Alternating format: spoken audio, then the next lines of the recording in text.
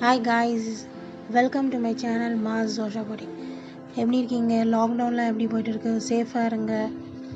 சரி, நம்ம இன்றைக்கி ஒரு புது ரெசிபி பார்க்க போகிறோம்.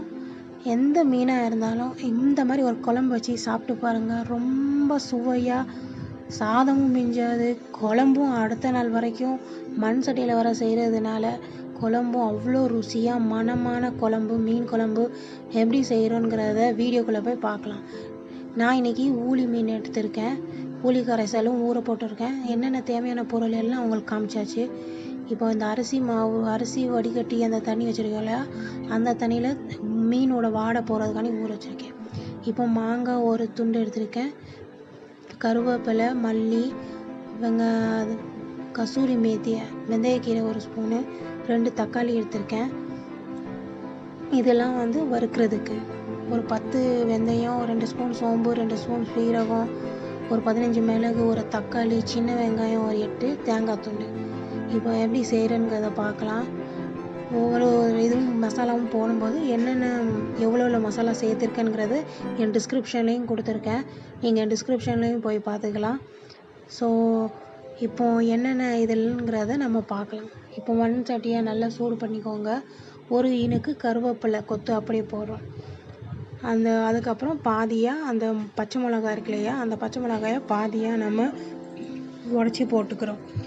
காரம் நான் இந்தளவுக்கு சேர்த்துருக்கேன். உங்களுக்கு எந்த அளவுக்கு காரம் வேணுமோ அந்தளவுக்கு சேர்த்துக்கோங்க.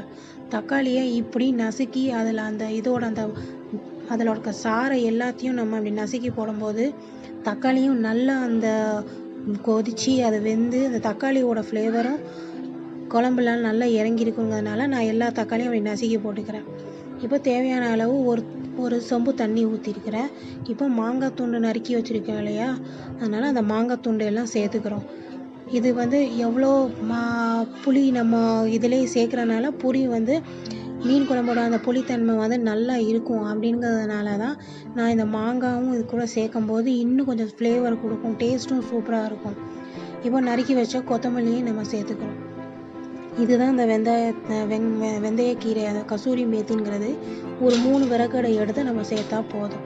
இதுவும் ஒரு ஃப்ளேவர் கொடுக்கும் அப்படிங்கிறதுக்காக தான் நான் இதை சேர்த்துருக்குறேன். இப்போ என்னென்ன சேர்த்துருக்குறோங்கிறத நான் காமிச்சிருக்கிறேன். இது ஒரு பக்கம் சட்டியில் இதை கொதிச்சுட்டு இருக்கும்போது நம்ம மற்ற மசாலாலாம் சேர்த்துக்கலாம். இப்போ கல்லுப்பு ஒரு கைப்பிடி அளவு நான் போட்டிருக்கேன். ஒரு கைப்பிடி அளவுன்னா ஒரு 2 ஸ்பூன் எடுத்துக்கோங்க. நீங்கள் தேவையான உப்பும் காரமும், நீங்கள் இதுக்கு மேலே காரமும் உப்பும் சேர்த்துக்கணுன்னா நீங்கள் சுவைத்து பார்த்து கொஞ்சம் சேர்த்துக்கோங்க. இப்போ 3 டீஸ்பூன் அளவுக்கு மல்லித்தூள், தனியாத்தூள் எடுத்து போடுறேன். நான் அடுப்பு ஆனில் தான் இருக்குது. இப்போ இந்த ஸ்பூன் அளவு தான் மற்றதெல்லாம் எடுத்திருக்கேன். ஓமத்தூள் இது ஒரு டீஸ்பூன் எடுத்திருக்கேன். மல்லித்தூள், அதாவது மஞ்சள் தூள் ஒரு 2 ஸ்பூன், அந்த சின்ன ஸ்பூன் அளவு தான் அந்த 2 ஸ்பூன் எடுத்திருக்கேன். இந்த ஸ்பூன் அளவு தான் மிளகாத்தூள் 2 டீஸ்பூன் எடுத்திருக்கேன். நம்ம ஏற்கனவே பச்சை மிளகா 2 சேர்த்துருக்கோம். ஸோ இதில் இந்த மிளகாத்தூள் 2 டீஸ்பூன் அந்த சின்ன ஸ்பூன் அளவு தான் எடுத்திருக்கேன். அதுக்கப்புறம் நம்ம மிளகு அந்த அரைச்ச அந்த தக்காளி கூட அரைக்கிற போகிற அதுலேயும் நம்ம மிளகுலாம் சேர்க்கறதுனால காரம் கொஞ்சம் இருக்க தான் செய்யுது. நீங்கள் இன்னும் கொஞ்சம் காரம் வேணும்னா எக்ஸ்ட்ராவாக மஞ்சள். இப்போ நான் மீனை அந்த அரிசி தண்ணியில் கழுவி வச்சுருந்தேன் இல்லையா, அதையும் வடிகட்டி இன்னும் 2-3 தடவை அலசி வச்சுருக்கேன். நான் இன்றைக்கி ஊளி மீன் தான் எடுத்திருக்கேன். அந்த ஊளி மீனில் தான் இந்த குழம்பு நான் செஞ்சுருக்கேன். நீங்கள் எந்த மீன் இருந்தாலும் நீங்கள் இதே மாதிரி ஸ்டைலில் செஞ்சு பாருங்கள். மணமான, சுவையான, ரொம்ப நல்ல மீன் குழம்பு வீட்டிலேயே அவ்வளோ மணக்கும். ஸோ அந்த மீன் தொண்டையெல்லாம் நம்ம அந்த குழம்புல சேர்த்துக்கலாம். கொதிச்சுட்டு இருக்கும்போது குழம்பு சேர்த்துக்கலாம். தக்காளி சைஸ் அளவுக்கு புளியை கரைச்சி வச்சுருக்கிறேன் நான். இதையும் நம்ம சேர்த்துக்கலாம். ரொம்ப புளியும் அதிகமாக சேர்த்துறாதீங்க. ஏன்னா நம்ம தக்காளி சேர்த்துருக்கோம், மாங்காய் சேர்த்துருக்கோம். அதனால் இந்த அளவுக்கு அந்த புளி கரைசல் இருந்தால் போதும்.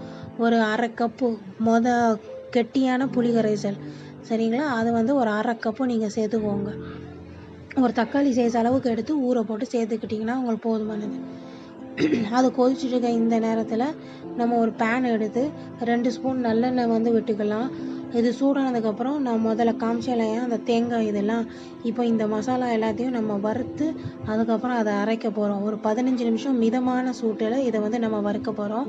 இது வறுத்து அரைக்கிறதுல தான் இந்த மீன் குழம்போட அந்த சுவையே இருக்குது. இப்போ ஓமம் 2 ஸ்பூன் சேர்த்துருக்கேன். 2 ஸ்பூன் ஓமம் எடுத்து சேர்த்துக்கோங்க. ஓமம் இல்லை, சோம்பு. 2 ஸ்பூன் சீரகம் சேர்த்துக்கோங்க. எல்லாமே 2 ஸ்பூன் தான் எடுத்துக்கேன். இது மட்டும் சீரகமும் சோம்பும், ஓமம் இல்லை சீரகம் சோம்பு. 10 வெந்தயம் அதிகமாக சேர்த்துறாதீங்க. 10 வெந்தயம், 1 ஸ்பூன் மிளகு. இதையும் மிதமான சூட்லேயே தான் நம்ம எல்லாம் வறுக்கிறோம். இதெல்லாம் சேர்த்துட்டு பூண்டு ஒரு 4-5 பல் பூண்டு, நம்ம ஏற்கனவே அதுலேயும் பூண்டு சேர்த்துருக்கோம். அது தாளிக்கிறதுக்கு நம்ம போட போகிறோம். இதில் 4-5 பல் பூண்டு, ஒரு 6 வெங்காயம், சின்ன வெங்காயம் எடுத்துக்கோங்க. அப்புறம் ஒரு தக்காளி, அப்புறம் தேங்காய் துண்டு, ஒரு அரை மூடி தேங்காய் இருக்கு இல்லையா, அரை மூடி தேங்காய். ஏன்னா இந்த குழம்பு நாளைக்கும் அந்த மண் சட்டியில் வச்சு அந்த குழம்பு வச்சு சாப்பிடும்போது இன்னும் சுவையாக இருக்கும். அதனால் நம்ம எதுக்கு வேணாலும் நீங்கள் சாதத்துக்கு, இடியாப்பத்துக்கு, தோசைக்கு, ரொட்டிக்கு, இட்லிக்கு, இது எல்லாத்துக்குமே நீங்கள் இந்த மீன் குழம்பு வச்சு சாப்பிடலாம். டெஃபினட்டாக சொல்கிறேங்க. இந்த 15 நிமிஷம் முடிச்சதுக்கப்புறம் இதை ஆறுனதும் நம்ம ஜாரில் போட வைக்கிறோம். இதை நீங்கள் கண்டிப்பாக ட்ரை பண்ணி பாருங்கள். சாதம் அன்றைக்கி நைட்டு கூட இருக்காது உங்களுக்கு. சாதம் ஃபுல்லாக காலி ஆயிடும். அவ்வளோ சுவையான ஒரு மீன் குழம்பு இது. அதுக்கப்புறம் இது இப்போ அரைச்சாச்சு. நீங்கள் எந்த மாதிரி இதுலேயும் நீங்கள் எந்த மீன் வாங்கினாலும் இந்த மாதிரி மீன் குழம்பு செஞ்சால் அவ்வளோ மனமான ஒரு மீன் குழம்பு, ஊரே இழுக்கிற அளவுக்கு இந்த மீன் குழம்பு இருக்கும்.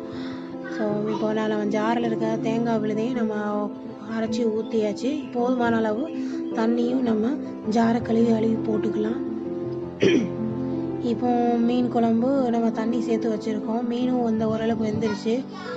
அது கொதிச்சிட்டு இருக்கட்டும். அது நல்லா கொதிக்கிற இந்த டைமில் அப்போது உங்களுக்கு அந்த தண்ணியும் நல்லா வற்றும். இப்போ மீன் பொரிச்சு வச்சுருக்கிறேன்.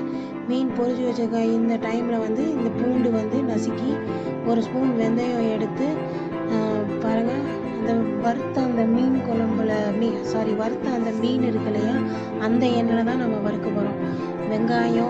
ஒரு வெங்காயம், கருவேப்பிலை கிணுக்கு, 1 ஸ்பூனு வெந்தயம், இது எல்லாமே அந்த வறுத்து வச்சுருக்கிற அந்த மீனோட எண்ணெயில் தான் நம்ம இது வறுக்க போகிறோம். வறுத்துட்டு அதை நல்லா சிம்லேயே வச்சு அந்த வெங்காயத்தை ரொம்ப பொன்னிறமாக வறுத்து இப்போ அந்த மீன் குழம்புல நம்ம இது ஊற்றிட வேண்டியதான்.